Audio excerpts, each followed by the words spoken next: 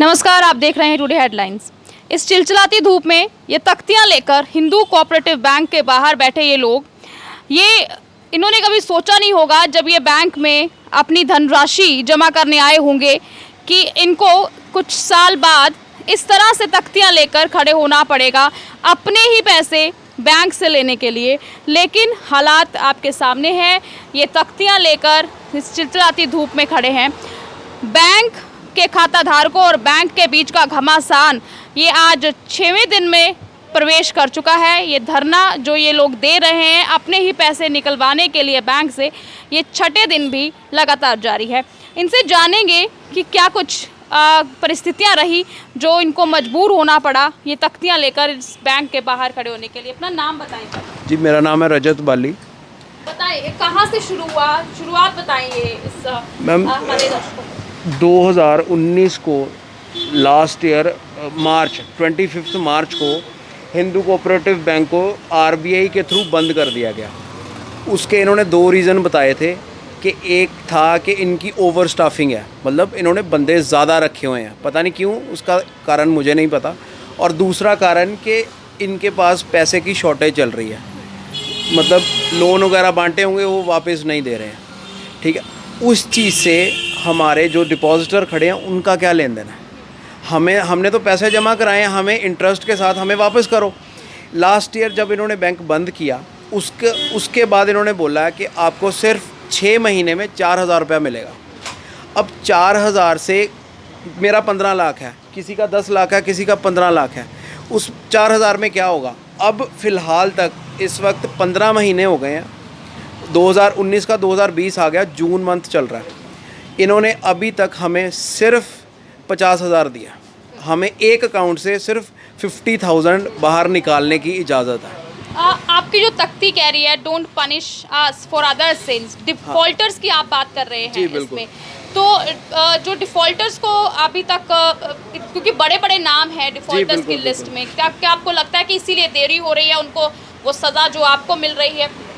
नहीं, वो तो ऑब्वियस है कि कर कोई रहा है और भर कोई रहा है।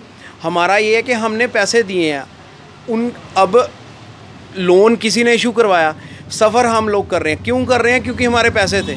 हमारी बेवकूफ़ी है, हमने बैंक में पैसे जमा करा दिए और उसका कोई रखवाला ही नहीं रहा। इस जो मैटर पर विधायक जी बयान देते हैं कि 25,000 की लिमिट आपको 50,000 की कर दी गई है, और वे बाकायदा अपनी फेसबुक पोस्ट पर वो शेयर करते हैं कि ये जो मनी है वो बढ़ाकर, लिमिट जो है बढ़ाकर 50,000 कर दी गई है।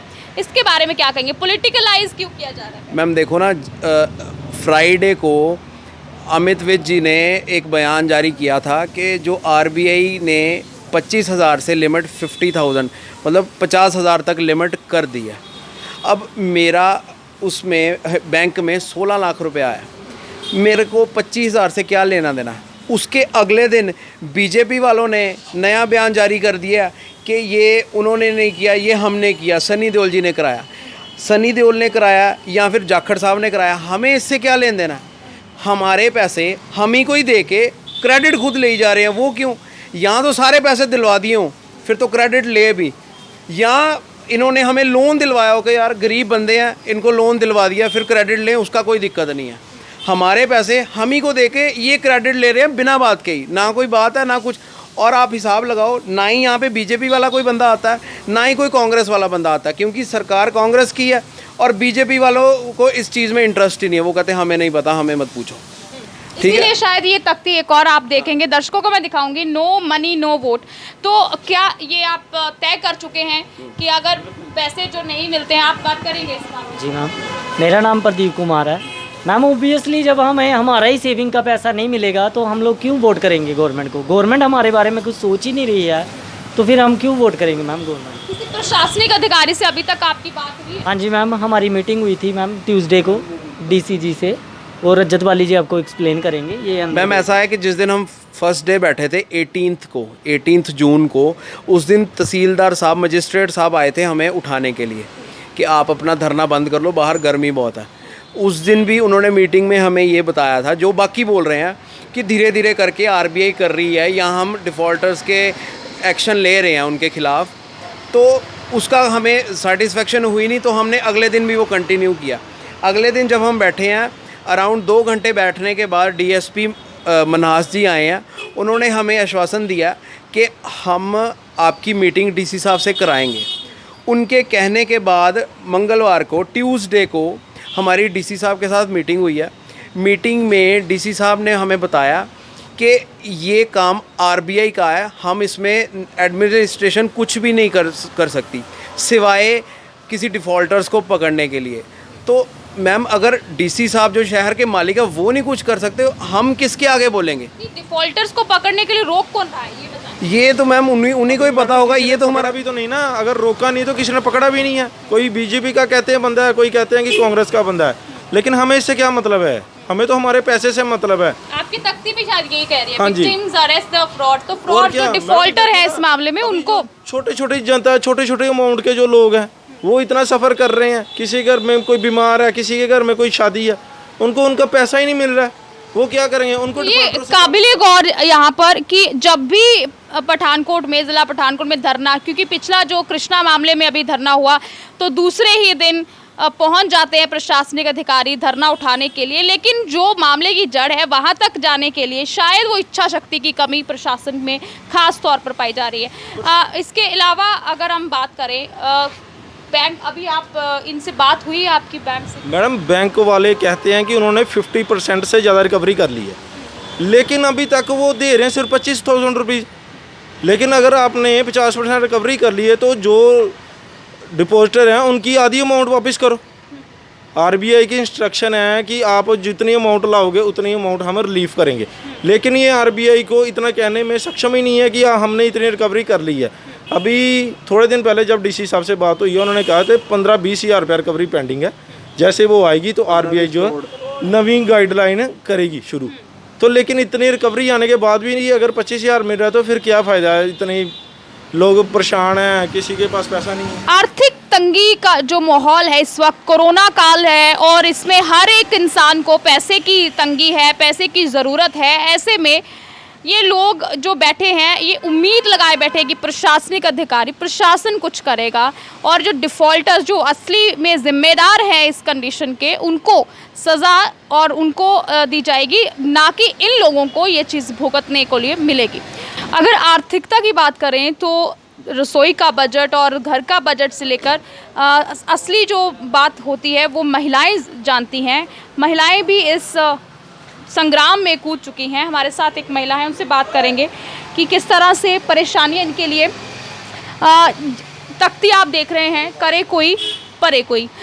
नाम बताएं। मैं कमलेश कटारिया, रिटायर्ड अध्यापका। तो देखो, इस बैंक ਦੇ ਵਿੱਚ 7 ਐਫਡੀਆਂ ਇਸ ਵੇਲੇ 7 ਲੱਖ ਰੁਪਈਆ ਮੇਰਾ ਜਮ੍ਹਾਂ ਹੈ। ਘਰ ਦੀ ਕੰਡੀਸ਼ਨ ਇਹ ਹੈ, ਮੇਰੇ ਹਸਬੈਂਡ ਜਿਹੜੇ ਆ ਉਹ ਹਾਰਟ ਦੇ ਪੇਸ਼ੈਂਟ ਹੈ, 2 ਅਟੈਕ ਉਹਨਾਂ ਨੂੰ ਹੋ ਚੁੱਕੇ ਆ, ਉਹ ਕਿਤੇ ਅੰਦਰ ਬਾਹਰ ਨਹੀਂ ਜਾ ਸਕਦੇ। ਜਲੰਧਰ ਸ਼੍ਰੀਮਨ ਹਸਪੀਟਲ ਤੋਂ ਉਹਨਾਂ ਦੀ 50,000 ਮਹੀਨੇ ਦੀ ਦਵਾਈ ਚੱਲ ਰਹੀ ਹੈ।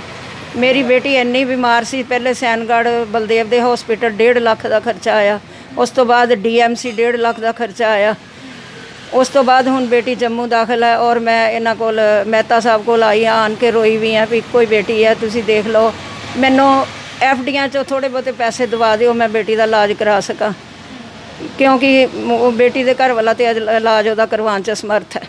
ਤੇ ਹੁਣ ਮੇਰੀ ਬੇਟੀ ਹੈ, ਮੈਨੂੰ ਤੇ ਕਰਾਉਣੇ ਪੈਣਾ, ਮਾਂ-ਬਾਪ ਨੂੰ ਤੇ ਕਰਾਉਣਾ ਹੀ ਪੈਣਾ। ਤੁਸੀਂ ਦੇਖੋ ਉਹਦੇ ਤੇ ਇੰਨਾ ਖਰਚਾ ਆਉਂਦਾ ਪਿਆ ਕਿ 5,500 ਹਜ਼ਾਰ ਦਾ ਟੀਕਾ ਰੋਜ਼ ਦਾ ਬੇਟੀ ਦੇ ਪੇਟ 'ਚ ਲੱਗਦਾ ਪਿਆ। ਅਜੇ ਤੱਕ ਉਹਦਾ ਆਪਰੇਸ਼ਨ ਹੋਣਾ ਆ, ਉਹਦੀ ਡੇਟ ਅਜੇ ਤੱਕ ਕੋਈ ਨਹੀਂ ਆਈ। ਔਰ ਮੈਨੂੰ ਬੈਂਕ ਵੱਲੋਂ ਇੱਕ ਪੈਸੇ ਦੀ ਵੀ ਮਦਦ ਨਹੀਂ ਮਿਲੀ। ਅਸੀਂ ਫਿਰ ਧਰਨੇ ਨਾ ਦਈਏ ਤੇ ਕੀ ਕਰੀਏ? ਹੁਣ ਦੇਖੋ, ਮੇਰੀ ਉਮਰ ਤੇ ਇੰਨੀ ਹੈ ਨਹੀਂ, ਜਿਹੜੀ 74 ਸਾਲ ਮੇਰੀ ਉਮਰ ਹੈ। ਇੱਥੇ ਹੈਗੇ ਅਸੀਂ ਧਰਨੇ ਦੇਣ ਜੋਗੇ, ਪਰ ਮੈਂ ਇਹਨਾਂ ਬੱਚਿਆਂ ਦੇ ਨਾਲ ਆ। ਇਸ ਧਰਨੇ ਤੋਂ ਬਾਅਦ ਜੇ ਸਾਨੂੰ ਪ੍ਰਸ਼ਾਸਨ ਨੇ ਕੋਈ ਸਾਡੀ ਮਦਦ ਨਾ ਕੀਤੀ, ਜੇ ਇੱਥੋਂ ਦੇ ਅਫਸਰਾਂ ਨੇ ਸਾਡੀ ਕੋਈ ਮਦਦ ਨਾ ਕੀਤੀ, ਡੀਸੀ ਨੇ ਨਹੀਂ ਕੁਛ ਵੀ ਮਦਦ ਕੀਤੀ, ਤਾਂ ਬਾਕੀਆਂ ਨੇ ਕੀ ਕਰਨਾ? ਐਮਐਲਏ ਸਾਹਿਬ ਨੇ ਵੋਟਾਂ ਪਾਈਆਂ ਦੀਆਂ, ਘਰ ਦੀਆਂ 12-12 13 ਵੋਟਾਂ ਪਾਈ ਦੀਆਂ, ਐਮਐਲਏ ਇਸ ਤਰ੍ਹਾਂ ਹੀ ਬਣ ਗਏ ਦੇ ਆਏ। ਇਹ ਇਕੱਲੇ ਆਪਣੀ ਵੋਟ ਨਾਲ ਹੀ ਐਮਐਲਏ ਥੋੜ੍ਹਾ ਬਣੇ ਆ। ਲੋਕਾਂ ਦੀਆਂ ਮੁਸ਼ਕਲਾਂ ਨੂੰ ਕਿਹਨੇ ਦੇਖਣਾ ਹੈ? ਨਾ ਡੀਸੀ ਨੇ ਦੇਖਣਾ, ਨਾ ਐਮਐਲਏ ਨੇ ਦੇਖਣਾ। ਅਸੀਂ ਕਿਹਦੇ ਕੋਲ ਜਾਣਾ? ਡੀਸੀ ਨੇ ਵੀ ਸਾਫ਼ ਜਵਾਬ ਸਾਨੂੰ ਦਿੱਤਾ ਹੈ ਭਈ ਮਾਤਾ, ਮੁਸ਼ਕਲਾਂ ਤਾਂ ਸਾਰਿਆਂ ਦੇ ਘਰਾਂ 'ਚ, ਜਿਹੜਾ 25,000 ਮਿਲਦਾ ਲੈ ਲਓ, ਮੈਂ ਨਹੀਂ ਲੈਣਾ। ਮੈਂ 7 ਲੱਖ 'ਚ 25,000 ਰੁਪਈਆ ਲੈ ਕੇ ਕੀ ਕਰਾਂਗੀ, ਜਦੋਂ ਕਿ ਘਰ 'ਚ ਇੰਨੀ ਮੁਸ਼ਕਲ ਹੈ। ਘਰ 'ਚ ਦੇਖੋ, ਬੱਚੇ ਵੀ ਬੇਰੁਜ਼ਗਾਰ ਹੈ। ਪਹਿਲੇ ਬਾਦਲ ਸਰਕਾਰ ਨੇ ਰੋਲੇ ਹੁਣ ਕੈਪਟਨ ਨੇ ਰੋਲੇ ਨਿਆਣੇ, ਅਸੀਂ ਕਿੱਥੇ ਜਾਈਏ? ਜਿਹੜਾ ਕੋਈ ਪੈਸਾ ਧੇਲਾ ਸੀਗਾ ਬੈਂਕ 'ਚ ਜਮ੍ਹਾਂ ਕਰਾਤਾ, ਉਹ ਬੈਂਕ 'ਚ ਡੁੱਬ ਗਿਆ। ਇਸ ਵੇਲੇ ਤਾਂ ਸਾਡਾ ਪੈਸਾ ਡੁੱਬਿਆ ਗਾ, ਸਾਨੂੰ ਕੋਈ ਬੈਂਕ ਵੱਲੋਂ ਮਦਦ ਨਹੀਂ, ਕੋਈ ਅਧਿਕਾਰੀਆਂ ਵੱਲੋਂ ਮਦਦ ਨਹੀਂ, ਅਸੀਂ ਕਿੱਥੇ ਜਾਣਾ? ਫਿਰ ਇੱਥੇ ਹੀ ਮਰਨਾ ਹੈ। ਤੁਸੀਂ ਦੇਖੋ, ਇਸ ਤੋਂ ਬਾਅਦ ਜੇ ਭੁੱਖ ਹੜਤਾਲ ਜਾਂ ਮਰਨ ਵਰਤ ਵੀ ਰੱਖਣਾ ਪਏਗਾ ਤਾਂ ਮੈਂ ਰੱਖਣਾ है। फिर उम्र तो हो ही गई दी है, कोई गल नहीं। तो ये आक्रोश जो आप सुन रहे हैं, इसकी हम लोग ये सतह पर देख रहे हैं, लेकिन ये क्या महसूस कर रहे हैं इस वक्त, इनकी क्या मनोस्थिति है, इसका अंदाज़ा लगाना शायद मुश्किल है।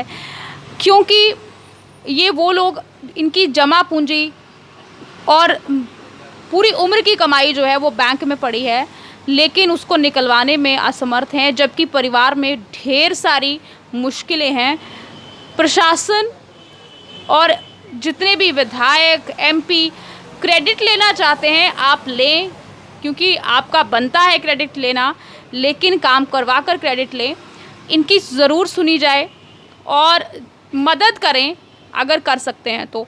डिफ़ॉल्टर्स जो हैं इस बैंक के, उनको भी हमारी अपील कि आपका घर चल रहा होगा, लेकिन इनका इस वक्त इनकी दुनिया इस वक्त पूरी रुकी हुई है, क्योंकि पैसा जो ज़िंदगी भर की कमाई थी वो इस बैंक में पड़ी है।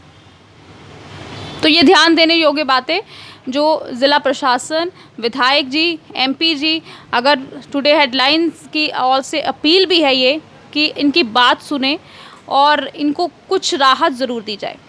इस मामले पर अब समय है बैंक का पक्ष जानने के लिए, और सीईओ हमारे साथ इस वक्त हैं, इनसे जानेंगे। सर, सबसे पहले बताएं कि रिवाइव जो बैंक को करना है उसके लिए क्या आपकी तरफ से कदम उठाए जा रहे हैं, क्योंकि एक बहुत संकट की स्थिति में बैंक इस वक्त। ऐसा जी कि 31 मार्च 2019 को जो हमारी बैलेंस शीट रिफ्लेक्ट कर रही है वो लगभग 55.5 करोड़ के लॉसेस रिफ्लेक्ट कर रही है। बैंक ने एफर्ट्स किए हैं, recovery efforts, one time settlement और जो भी कोर्सिव एक्शन पॉसिबल है with in the framework of rules वो बैंक ने अप्लाई किए हैं, और लगभग 40 करोड़ के आसपास की रिकवरी भी की है। उससे हमारे जो लॉसेस हैं वो 25.5 करोड़ के आसपास कम हुए हैं, और आगे भी कम होंगे और भी होंगे, लेकिन ड्यू टू कोरोना सारे कोर्ट्स प्रेजेंटली क्लोज्ड हैं, इकोनॉमी में स्लो डाउन है, इसलिए थोड़ा सा डिले हो रहा है और काम, अदरवाइज़ बैंक जल्दी रिवाइव होगा। जो डिफ़ॉल्टर्स की लिस्ट है उसमें बहुत बड़े बड़े नाम हैं, क्या इसी वजह से लग रहा है आपको कि उस और कार्रवाई करने में मुश्किल आ रही है? नहीं, बैंक के पास जो रेमेडियल मेजर्स अवेलेबल हैं लॉफुली वो सभी बैंक ने कर रखे हैं एग्जॉस्ट, तो उसमें किसी की कोई पार्शियलिटी कोई नहीं है। हाँ, लेकिन टाइम तो लगता है, बड़े लोन है रिपेमेंट। अभी तक कितनी रिकवरी आपने की है, कितना अमाउंट है?